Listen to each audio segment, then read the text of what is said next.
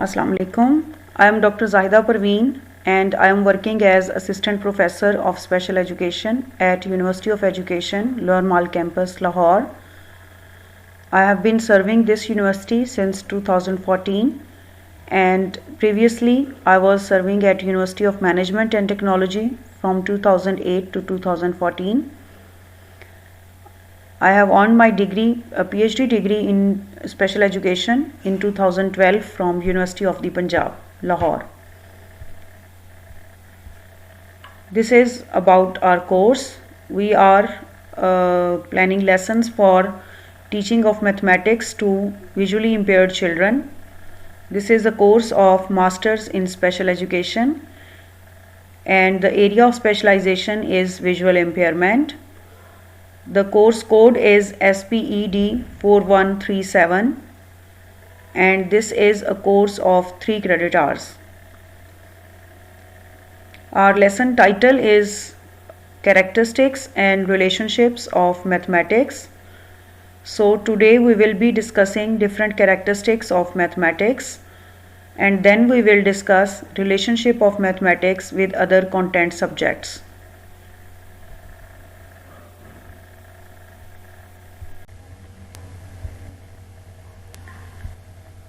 These are few characteristics of mathematics. In literature you can find many more characteristics, but here in lecture we will discuss only these 7 characteristics of mathematics. These are logical sequence, structure, precision and accuracy, abstractness, mathematical language and symbolism, applicability, generalization and classification. Now we will discuss in detail one by one. First characteristic of mathematics is logical sequence. This is basically the main characteristic of mathematics. The study of mathematics begins with few well-known, uncomplicated definitions and postulates and proceeds step by step to quite elaborate steps.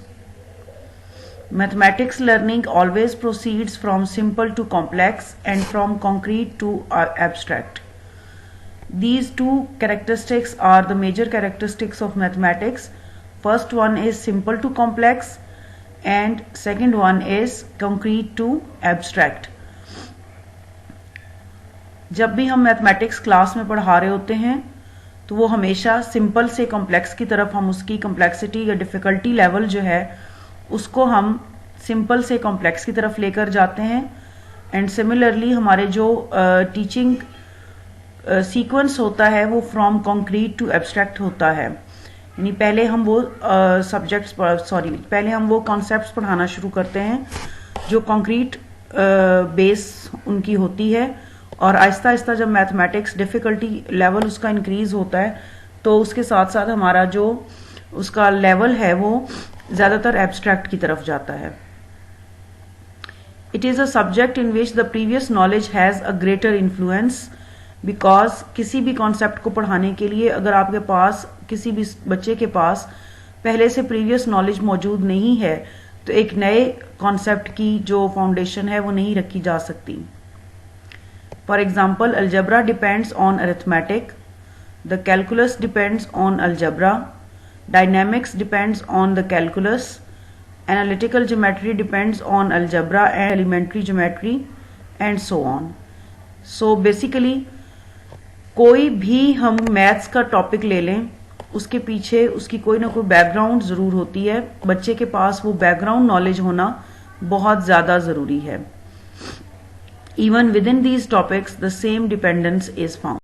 So crux ये है इस slide का कि जब भी हम एक students को क्लास में पढ़ाने के लिए मैथ्स जाते हैं तो उनका प्रीवियस नॉलेज उस पर्टिकुलर टॉपिक से रिलेटेड प्रीवियस नॉलेज बच्चों के पास होना बहुत ज़रूरी है. अगर वो प्रीवियस नॉलेज बहुत अच्छी तरह से स्टूडेंट्स में मौजूद नहीं है, उनको वो पिछली लर्निंग नहीं हुई तो आप नया नॉलेज जो है या नया कॉन्सेप्ट उसकी फाउंडेशन नहीं रख सकते जब तक कि वो प्रीवियस नॉलेज जो है वो बच्चे को एफिशिएंटली याद नहीं होगा। Second characteristic of mathematics is structure. What structure is? Generally speaking, a structure denotes the formation, arrangement and articulation of parts in anything built up by nature or art. So ये generally हमने structure की definition पढ़ी है कि what structure is formation या arrangement, किसी भी चीज़ की formation या arrangement जो होती है उसको हम structure कहते हैं। ये naturally भी हो सकता है और man made भी develop किया जा सकता है। Based on this definition, mathematical structure should be some sort of arrangement, formation or result of putting together of parts.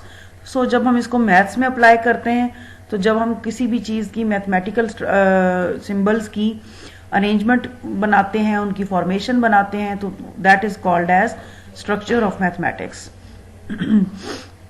The familiar operations of addition denoted by addition sign and multiplication denoted by multiplication sign of natural numbers are operations on set n of natural numbers। जैसे हम natural numbers को n से show करते हैं, multiplication को cross से show करते हैं, एडिशन का अपना एक साइन है, सब्ट्रैक्शन का अपना एक साइन होता है। Subtraction is not an operation on the set of natural numbers since the difference of two natural numbers may not be a natural number. जैसे अगर हम नेचुरल नंबर्स की यहाँ पर सब्ट्रैक्शन की बात हो रही है, but subtraction is an operation on a set one of all integers. Third characteristic is precision and accuracy.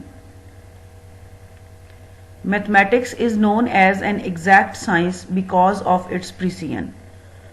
बहुत कम साइंसेज ऐसी हैं जो कि एग्जैक्ट साइंस हम उसको कह सकते हैं, जिसमें कोई भी ऊंच नीच का नहीं हो सकता। यानी जितना जो एक आप जब एक क्वेश्चन सॉल्व करने लगते हैं मैथ्स का, तो वो बड़े ही एक स्पेसिफिक वे में करना होता है, उसके स्पेसिफिक उसका आंसर होता है, एग्जैक्ट एक आंसर होता है। आप ये नहीं कर सकते कि इसका आंसर ये भी हो सकता है, ये भी हो सकता है, या उसमें बहुत ज़्यादा चॉइसेस नहीं होती। जो भी उसका सोल्यूशन का तरीकाकार होता है आपने उसी को अडॉप्ट करना होता है, और जो उसका आंसर आना होता है वही उसको लेकर आना होता है, otherwise that question will be considered as wrong. It is perhaps the only subject which can claim certainty of results. In mathematics the results are either right or wrong, accepted or rejected. तो इसमें कोई तीसरा तरीका नहीं होता, कोई इसमें तीसरा ऑप्शन नहीं होता। यानी आपका आंसर जो है वो या एक्सेप्ट हो जाएगा या रिजेक्ट हो जाएगा। एट अ टाइम वो या तो वो राइट होगा या वो रॉन्ग होगा। आप ये नहीं कह सकते कि इस वक्त ये जो क्वेश्चन का मैंने आंसर निकाला है मे बी ये राइट हो या मे बी ये रॉन्ग हो, ठीक है, लेकिन ये राइट भी है और रॉन्ग भी है, या उसमें कोई और तीसरा तरीकाकार नहीं हो सकता। The results are either there is no midway possible between the right and wrong. Mathematics can decide whether or not its conclusions are right. Mathematicians can verify the validity of the results and convince others of its validity with consistency and objectivity. So decide कौन करता है कि ये answer right है या wrong है? These are the mathematicians. जिनको maths का सारे सॉल्यूशंस प्रोसीजर्स का पता है, वो इस चीज़ को वेरीफाई करते हैं और उसको वैलिड रिजल्ट, उसका जो रिजल्ट की वैलिडिटी है उसको ऑथेंटिकेट करते हैं कि ये आंसर ठीक है और ये इसका मेथड ठीक है। अदरवाइज जो है वो एक आम इंसान उसको डिसाइड नहीं कर सकता, जिसको मैथ्स जिसका बहुत अच्छा नहीं है वो उसको डिसाइड नहीं कर सकता। सो हमारे पास मैथ्स में that means answers are already given. This is the reason कि जब आप मैथ्स की बुक देखते हैं, हर यूनिट के एंड पे या बुक के एंड पर हर यूनिट वाइज हर क्वेश्चन का आंसर वहां पर दिया होता है। This is called as precision and accuracy. That means कि जब आप क्वेश्चन को अटेम्प्ट कर रहे होते हैं तो आपने उसी आंसर की तरफ को चलना है, उसी आंसर को आपने डिराइव करना है उस क्वेश्चन से, तब आप जो है वो आपका प्रिसाइज आंसर होगा और एक्यूरेट आंसर होगा। और किसी भी बुक में आप देख लें, किसी भी और सब्जेक्ट में आप देख लें, इस तरह से एग्जैक्टली कीज नहीं दी होती कि हर यूनिट की नहीं दी होती। तो क्योंकि जैसे अगर आप साइंस का सब्जेक्ट पढ़ रहे होते हैं, अगर कोई फिल इन द ब्लैंक है एज पर अंडरस्टैंडिंग कोई भी बच्चा जो है वो एट अ टाइम एक ब्लैंक के अंदर अगर आप 2 वर्ड्स लगाते हैं, 2 ऑप्शंस हैं आपके पास, तो ये पॉसिबल है कि हम ये कहते हैं कि बेस्ट ऑप्शन। जब हम कोई भी और सब्जेक्ट पढ़ा रहे होते हैं तो उसमें अगर आप मल्टीपल एमसीक्यूज देते हैं तो उसमें भी आप ऊपर जो स्टेटमेंट लिखते हैं वो ये लिखी जा सकती है कि choose the best answer. That means कि जो आप चूज कर रहे हैं वो तो बेस्ट आंसर होगा, लेकिन उसके लेस्ट बेस्ट में अगर हम देखते हैं तो वहां पर कोई और आंसर जो है वो भी सूटेबल हो सकता है उस ब्लैंक के लिए। लेकिन मैथ्स में this can not be possible. उसमें आपने हमेशा यही करना है कि जो भी करेक्ट आंसर होगा उसके ऊपर आप एमसीक्यूज में कभी ये लिखा हुआ नहीं देखेंगे choose the best answer, because उसमें आंसर एक होता है और वही एक्यूरेट आंसर होता है। उसको आप चेंज नहीं कर सकते, उसको आप ये नहीं कह सकते कि ये ऑप्शन भी आ सकती है और ये ऑप्शन भी आ सकती है इसके आंसर में। एट अ टाइम उसमें एक ही ऑप्शन जो है वो करेक्ट ऑप्शन होगी और उसी को चूज किया जाएगा। ये जो कैरेक्टरिस्टिक है मैथ्स की, this is called as precision and accuracy. This holds not only for the expert but also for anyone who uses mathematics at any level। यानी हर एक इंसान के लिए, फॉर एग्जाम्पल सिंपली अगर आप एक बहुत छोटे बच्चे को प्लस करवा रहे हैं, एडिशन के क्वेश्चंस करवा रहे हैं और उसमें आपने उसको कोई भी 2 डिजिट्स को प्लस करना सिखाया है, लाइक 7 + 7 आप उसको करा रहे हैं, दैट इक्वल्स टू 14। तो वो एक छोटे बच्चे के लिए भी 7 + 7 इट विल ऑलवेज बी 14। वो उसके लिए कभी भी ये नहीं हो सकता कि आप 12 कर दें या 11 कर दें, उसका आंसर जो है वो 14 ही आएगा। और इसी तरह से अगर आप एप्लीकेशन मैथ्स की इंजीनियरिंग में देखते हैं तो वहां पर भी अगर आपको कोई कैलकुलेशन करनी है, सर्वेज में कोई कैलकुलेशन करनी है या मैथ्स की कहीं भी किसी और सब्जेक्ट में एप्लीकेशन है, तो जो उसकी एक्यूरेसी है, जो उसकी प्रिसीजन है, वो वही रहेगी, उसका लेवल, उसको चेंज नहीं किया जा सकता। लाइक हिस्टोरिकल जब हम किसी का बैकग्राउंड शो कर रहे होते हैं या उसके बारे में पढ़ रहे होते हैं, तो फॉर एग्जांपल अगर हम किसी की डेट ऑफ बर्थ की बात करते हैं, 1876 अगर अल्लामा इकबाल की डेट ऑफ बर्थ है, तो उसको हम कभी भी 1877 या 1878 नहीं कर सकते। जो भी उनकी डेट ऑफ बर्थ है वो वही रहेगी। तो इस वजह से मैथ्स के जितने भी कॉन्सेप्ट्स, रिलेटेड कॉन्सेप्ट्स हैं, चाहे वो किसी और फील्ड के अंदर यूज हो रहे हो, किसी और सब्जेक्ट के अंदर यूज हो रहे हो, उसके अंदर प्रिसीजन और एक्यूरेसी की जो कैरेक्टरिस्टिक है उसको चेंज नहीं किया जा सकता, उसको बिल्कुल भी किसी और वे में उसको बयान नहीं किया जा सकता। Next characteristic of mathematics is abstractness. Abstract nature होती है मैथ की।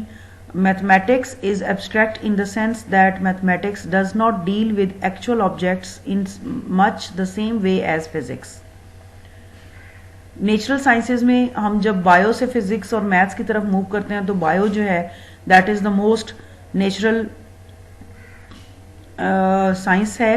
उसमें एब्स्ट्रैक्टनेस बहुत लो है, ना होने के बराबर है एब्स्ट्रैक्ट नेचर उसकी। और जैसे जैसे हम मैथ्स के बायो के बाद केमिस्ट्री, फिजिक्स भी जो है वो बहुत ज़्यादा उसमें एक्चुअल ऑब्जेक्ट्स मौजूद होते हैं और वो नेचुरल एक वे में पढ़ाई जाती है। लेकिन मैथ्स जो है ये एक एब्स्ट्रैक्ट नेचर का है। Mathematical questions as a rule can not be settled by direct appeal to experiment. Maths में कोई एक्सपेरिमेंट्स नहीं करने पड़ते, बिल्कुल भी उसमें कोई ऐसा लैब उसके लिए रिक्वायर्ड नहीं होती मैथ्स के लिए। For example infinity is something that we can never experience and yet it is a central concept of mathematics. तो बहुत सिंपल जो कॉन्सेप्ट्स हैं मैथ्स के, वो तो हो सकता है कि उसमें एब्स्ट्रैक्टनेस कम हो, वो आपको एक्चुअली ऑन ग्राउंड सिचुएशन में बच्चों को लाइक एडिशन, सब्ट्रैक्शन के लिए तो हम उनको कॉन्क्रीट चीज़ें जो हैं वो पकड़ा सकते हैं। कॉन्क्रीट वे में उनको समझाने के लिए एग्जाम्पल्स के तौर पर तो हम उनको कॉन्क्रीट चीज़ें देकर उनको मैथ्स समझाया जा सकता है। बट बेसिकली जो मैथ्स की नेचर है वो एब्स्ट्रैक्ट नेचर है, मेंटल नेचर है। जैसे हम मेंटल ऑपरेशंस कहते हैं, दिमाग में ही उन चीज़ों को सॉल्व करना होता है। एग्जैक्टली हाथ में आपको पकड़ने के लिए मैथ्स के अंदर ऐसी कोई चीज़ें नहीं होती। यहाँ पर इन्होंने एक एग्जाम्पल दी है इन्फिनिटी की। Infinity is something that we can never experience. Infinity like एक ऐसी चीज़ होती है, आपको थोड़ा सा इसका अगर अपने जब आप स्कूल लेवल का आपको याद हो फिजिक्स या मैथ्स का के कॉन्सेप्ट्स, तो इन्फिनिटी होती है दैट नेवर एंड्स। तो कोई चीज़ जब कभी एंड ही नहीं हो रही होती और उसका एंड आपके हाथ में नहीं होता तो उस कॉन्सेप्ट को हम इन्फिनिटी कहते हैं, एंड दैट इज एब्स्ट्रैक्ट। यही नेचर मैथ की है। Our whole thinking is based on the assumption that there are infinity many numbers so that counting need never stop. Counting कभी भी खत्म नहीं हो सकती। आप जितने मर्जी काउंटिंग के आप देख लें, मिलियन, ट्रिलियन, खरबों में चली जाती है, लेकिन इससे कभी हम ये नहीं कह सकते कि ये आखिरी डिजिट है, ये आखिरी नंबर है पूरी दुनिया में और यहाँ पर आखिरी जो है यहाँ पर काउंटिंग खत्म हो जाती है, तो ये हम नहीं कह सकते। There are infinity many fractions between 0 and 1, that there are infinity many points on the circumference of a circle etcetera. Circle के अंदर अगर आप पॉइंट्स को काउंट करना शुरू करें तो वो इन्फिनिट होते हैं।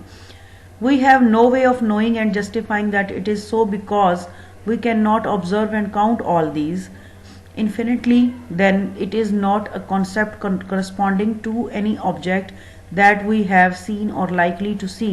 It is an abstract concept. तो infinity का totally जो concept है वो infinite का concept होता है, abstract concept है कि एक चीज़ अगर exist ही नहीं कर रही तब भी हम उसको समझते हैं कि वो वहाँ पर मौजूद है। इसको हम abstract कहते हैं। मैथ्स की नेचर जो है वो abstract नेचर होती है। Next characteristic of mathematics is mathematical language and symbolism.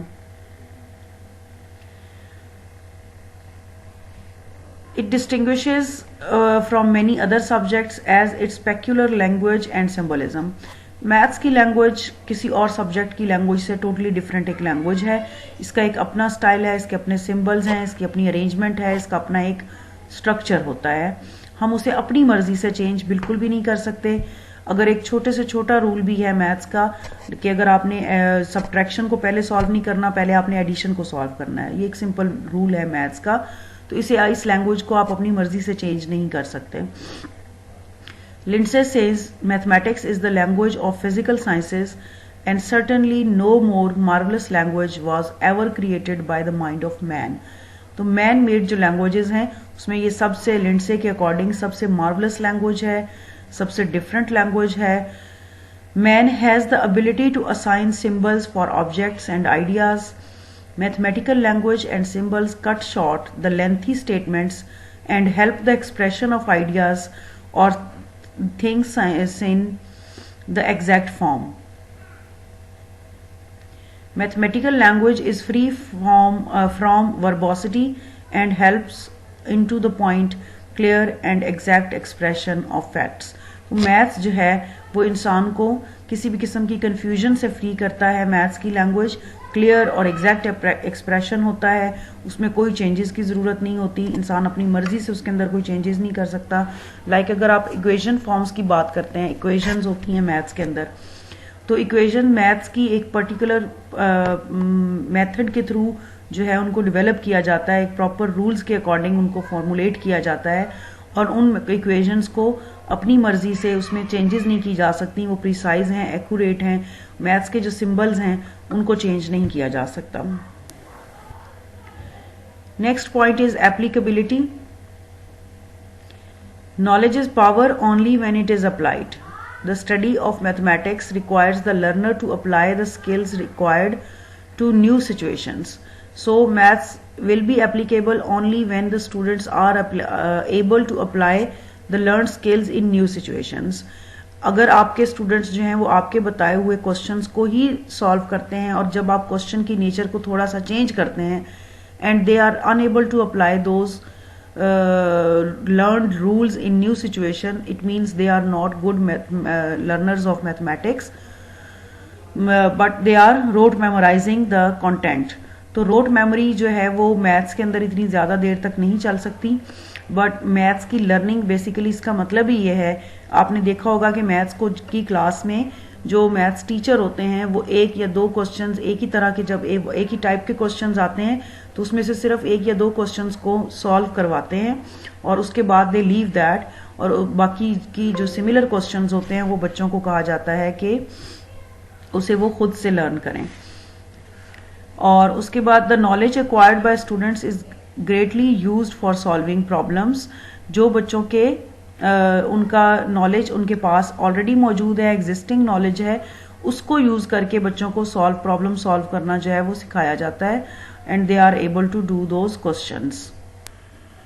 The students can always verify the validity of the mathematical rules and relationships by applying and verifying the mathematical ideas. बहुत से ऐसे rules और relationships होते हैं जिनको बच्चे बाद में लर्न करने के लिए और उसको वेरीफाई करने के लिए डिफरेंट सिचुएशंस के अंदर अप्लाई करते हैं, डिफरेंट उनके क्वेश्चंस की नेचर को चेंज करके वही रूल्स अप्लाई करने की कोशिश करते हैं और इसी तरीके से वो लर्न कर सकते हैं मैथ्स को. The knowledge and its application, wherever possible, should be related to daily life situations. Concepts and principles become more functional and meaningful only when they are related to actual practical applications. Such a practice will make the learning of mathematics more meaningful and significant. So, application, when we talk about the application of anything that is related with the daily life situations, because the students learn at their best when the learned concept is taught concepts are present in their daily life situations. So, the need is that teachers should relate the concepts of maths to the daily life situations of the students. Mathematical situations जितनी भी apply हो सकती हैं daily life के अंदर, teachers को चाहिए कि वो वहाँ से बच्चों को एग्जांपल्स दें, जो भी बेसिक कॉन्सेप्ट्स मैथ्स के हैं उनके थ्रू, और उसके बाद जो है तब की लर्निंग बेस्ट होगी और एप्लीकेबल वो होगी डिफरेंट सिचुएशंस. अप्लाई करने का जो स्किल है वो बच्चों को. Next characteristic of mathematics is generalisation and classification. Mathematics gives exercises in widening and generalizing conceptions, in combining various results under one head, in making schematic arrangements and classifications. तो बड़ा ही maths जो है वो एक ऐसा सब्जेक्ट है जिसमें classifications और जनरलाइजेशंस बहुत ज़्यादा होती हैं, बड़ा पेक्युलर किस्म का सब्जेक्ट है. आपने देखा होगा कि अगर आप यूनिट्स की अरेंजमेंट्स को देख लें तो एक टाइप के क्वेश्चंस जो हैं वो एक यूनिट के अंदर होते हैं, दूसरा यूनिट उससे टोटली डिफरेंट होता है और उसके सीरीज में आता है. लेकिन अगर आप विद इन यूनिट भी देख लेते हैं तो एक्सरसाइजेज जो है, एक्सरसाइजेज यूनिट के अंदर, उनमें एक एक्सरसाइज में जिस तरह के क्वेश्चंस होते हैं दूसरी एक्सरसाइजेज के क्वेश्चंस उससे डिफरेंट होते हैं. सो इसकी अरेंजमेंट मैथमेटिक्स की और इसकी क्लासिफिकेशन बड़ी क्लियर होती है, बहुत स्पेसिफिक होती है और उन्हीं पैटर्न्स को फॉलो किया जाता है मैथ्स के सब्जेक्ट में. सक्सेसिव जनरलाइजेशंस होती हैं मैथ्स के अंदर, जैसे एग्जांपल यहां पर दी हुई है. The number concept itself enlarged from that of the whole number to include successively fractional numbers, irrational numbers, negative numbers and imaginary numbers. One of the important aspects of algebra is its generalized treatment of the processes of arithmetic. In geometry also there are repeated occasions for grouping and generating results. तो अगर आप यहाँ पर इन्होंने बात की है कि अलजेब्रा को भी देखते हैं तो वो बेसिकली अरिथमेटिक के प्रोसेसेस हैं उनको ज़्यादा जनरलाइज फॉर्म में किया गया है और उसको हम कहते हैं अलजेब्रा. इसी तरह से ज्योमेट्री जो है उसमें रिपीटेडली बहुत से और ऐसे कॉन्सेप्ट्स यूज हो रहे होते हैं. तो अलजेब्रा की अगर आप एग्जांपल, इसको थोड़ा सा मैं इलेबोरेट आपको लिए कर देती हूँ कि अलजेब्रा की अगर आप एग्जांपल देते हैं, फॉर एग्जांपल अलजेब्रा की स्टेटमेंट्स अगर आपको याद हो तो कुछ इस किस्म की होती थी, लाइक 3x + 4y. तो इस तरह से अब जो प्लस का कॉन्सेप्ट है वो अरिथमेटिक्स से आया है, ये उसकी जनरलाइजेशन है. जैसे जैसे हम मैथ्स में एडवांस्ड लेवल की तरफ जाते हैं तो वो पिछले कॉन्सेप्ट्स की जनरलाइजेशंस आ रही होती हैं और उन्हीं की बेस पर, जब पिछले कॉन्सेप्ट्स की बेस पर हम अगले कॉन्सेप्ट में जंप करते हैं तो इसको हम क्लासिफिकेशन भी कहते हैं. Previously we have discussed different characteristics of mathematics. हमने 7 कैरेक्टरिस्टिक्स पढ़ी हैं वन बाय वन, और नेक्स्ट जो हमारा टॉपिक की कंटिन्यूएशन है that is about the relationship with other disciplines. Relationship जो मैथ्स का है विद अदर डिसिप्लिन्स, ये बड़ा सिग्निफिकेंट है और बहुत इंपॉर्टेंट है. मैथ्स की जो अभी हमने कैरेक्टरिस्टिक्स पढ़ी हैं उनकी बेसिस पर we can say that mathematics is a universal subject and it has its applications in all other disciplines. तो और अदर फील्ड्स में, बाकी सारी फील्ड्स में भी इसकी एप्लीकेशन बहुत ज़्यादा होती है.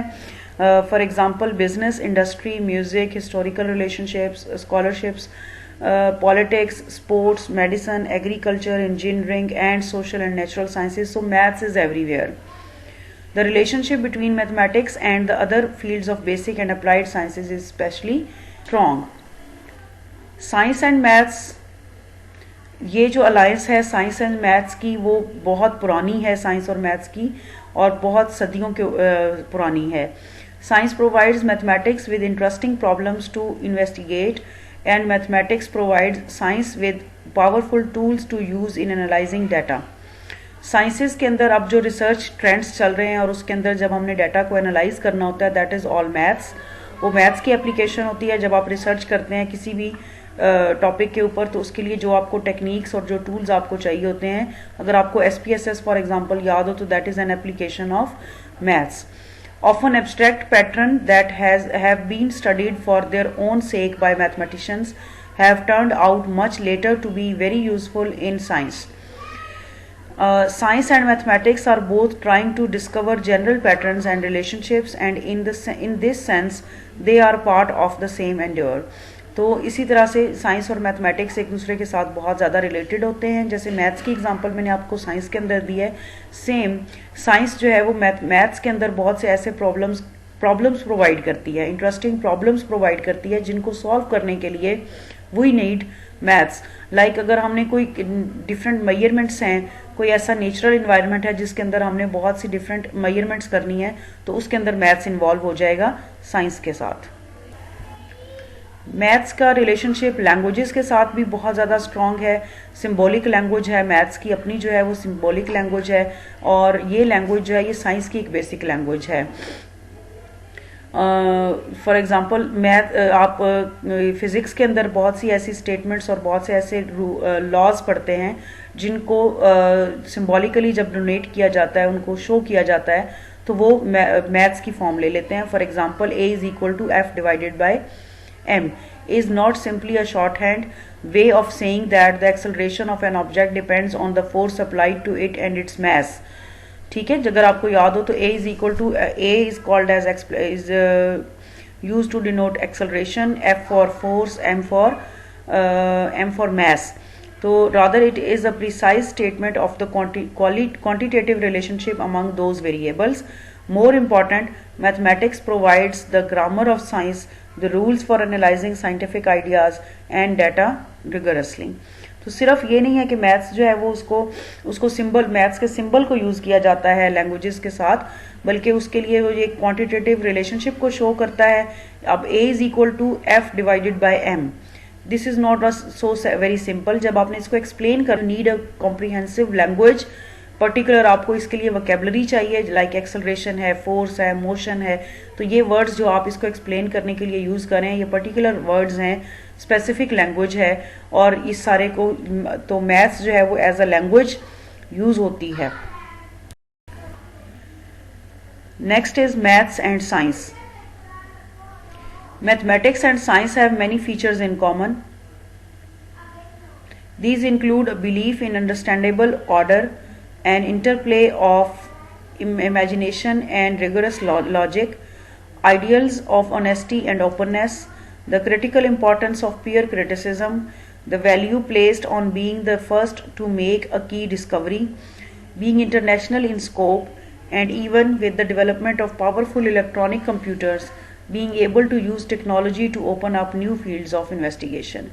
So मैथ्स जो है वो अब मैथ्स और साइंस का रिलेशनशिप बहुत ग्रो कर रहा है, और इसके बहुत से अब फीचर्स और ज़्यादा कॉमन होना शुरू हो गए हैं, और ये सारे फीचर्स जो लिस्ट किए गए हैं ये मैथ्स और साइंस के कॉमन फीचर्स हैं. टेक्नोलॉजी के साथ मैथ्स का रिलेशनशिप बहुत जो है वो एविडेंट है, बहुत प्रोमिनेंट है. Fruitful relationship with each other, the mathematics of connections and logical chains, for example, has contributed greatly to the design of computer hardware and programming techniques. तो कंप्यूटर की जब हम बात, computer is the base of technology. सारी जितनी आज हम IT जितना ज़्यादा हम इसका जिक्र करते हैं, तो बेसिकली कंप्यूटर जो है that is the base of technology. अब आप जितने भी इसमें स्मार्ट फ़ोन्स हैं, स्मार्ट और भी जितने गैजेट्स हैं हमारे पास, उसमें बेसिकली जितनी भी जो उसकी प्रोग्रामिंग यूज़ हो रही है वो कंप्यूटर के ऊपर बेस करती है। सो हम कह सकते हैं कि कंप्यूटर जो है that is the basic unit of technology. अब कंप्यूटर के हार्डवेयर से लेकर उसके सॉफ्टवेयर तक, उसकी प्रोग्रामिंग, उसकी languages, that all uses maths. Mathematics also contributes more generally to engineering, as in describing complex systems whose behavior can then be simulated by computer. In those simulations, design features and operating conditions can be varied as a means of finding optimum designs. For its part, computer technology has opened up whole new areas in mathematics, even in the very nature of proof, and it also continues to help solve previously daunting problems. तो पिछले जितने भी ऐसे pending problems थे उनको solve करने के लिए भी अब कंप्यूटर टेक्नोलॉजी बहुत ज़्यादा यूज़ हो रही है।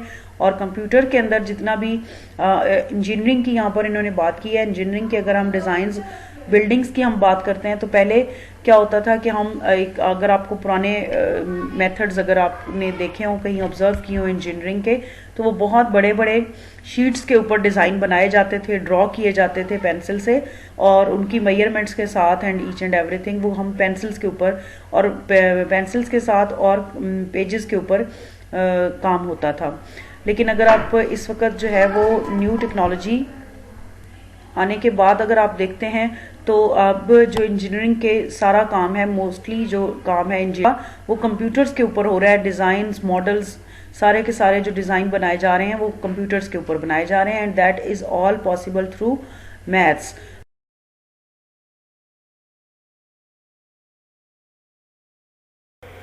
We will discuss few more relationships of mathematics.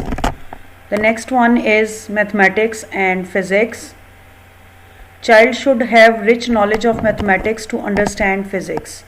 Because आपको पता है कि मैथ्स और फिज़िक्स जो हैं वो बड़े इंटर रिलेटेड होते हैं। फिज़िक्स में बहुत से ऐसे कॉन्सेप्ट्स हैं, ऐसी इक्वेशंस हैं जिसमें मैथ्स डायरेक्टली इन्वॉल्व होता है। For example, when we have to solve the numericals of physics, we use mathematical operations. Generally, final shape to the rules of physics is given by mathematics. It presents these rules in practically workable form. Mathematical conclusions occur in every step of physical sciences. Charles' law of expansion of gases is based upon mathematical calculations, numerical problems on liquid, pressure, frictional force, laws of motion, gravitation, momentum and many more. तो physics के बहुत से ऐसे topics हैं जिनमें maths अपना role play करता है और मैथ्स यूज़ होता है।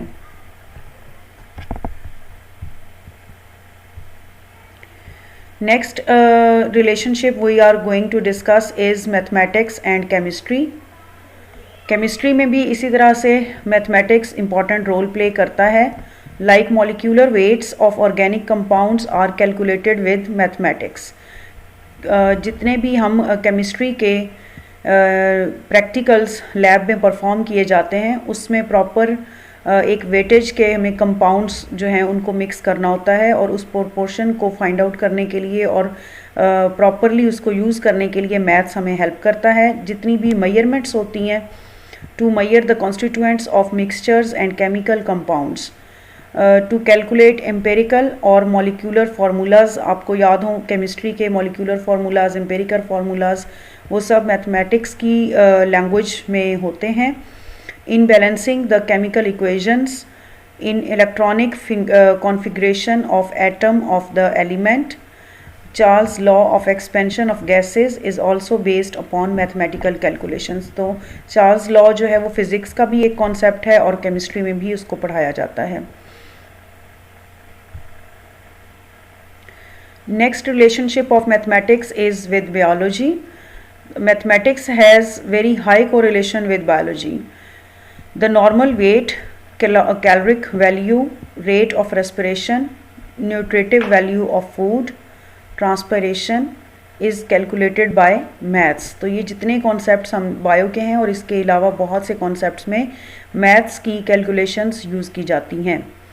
The growth in weight of infants up to 9 months या up to any age to count the number of bones in human being and other different species, to measure blood pressure, to count the number of WBCs and RBCs in different blood groups, to count sex chromosomes or any other chromosomes. So in all these concepts math is used.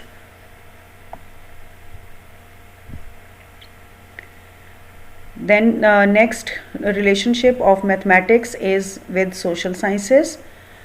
After completion of the unit, child can read, interpret and draw the graphs. इस किस्म के आपने chapter के start में social sciences की बहुत सी different जो fields हैं सोशल साइंसेज के अंदर, as you know social sciences जो है वो एक ब्रॉडर कैटेगरी है और उसके अंदर बहुत से डिफरेंट सब्जेक्ट्स आते हैं.